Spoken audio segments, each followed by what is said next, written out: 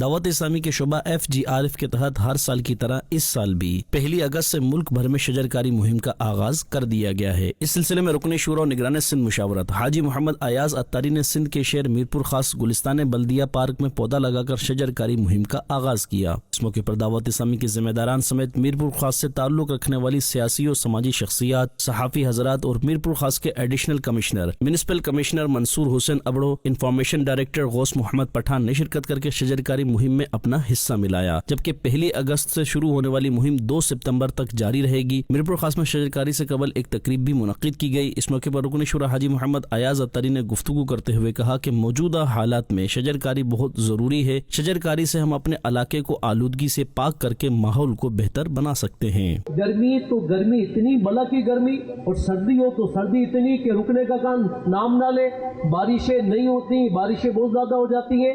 ان سب چیزوں کی ضرورت کیا ہے؟ درخت لگانا، پودا لگانا۔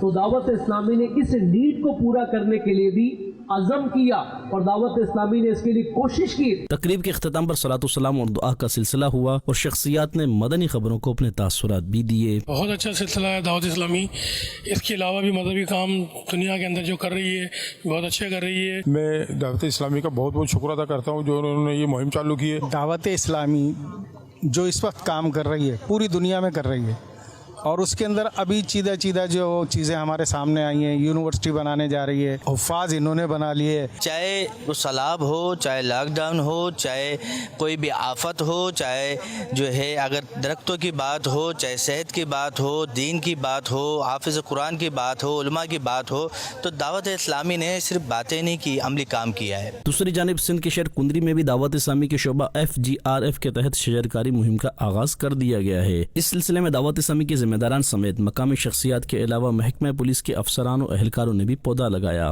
اس موقع پر مدنی مرکز فیضان مدینہ سے شجرکاری سے آگاہی کے لیے ایک واک کا اہتمام کیا گیا، جو کہ کنڈی کے مختلف مقامات سے ہو کر اللہ والا چوک پر اختتام پذیر ہوئی۔ واضح رہے دعوت اسلامی ڈسٹرکٹ عمر کوٹ کے تحت کنڈی کے مختلف مقامات جس میں town committee, assistant commissioner office, تالکہ اسپتال، فیضان مدینہ سمیت 100 سے زائد جگہ پر پودے لگائے گئے اور دعا بھی مانگی گئی۔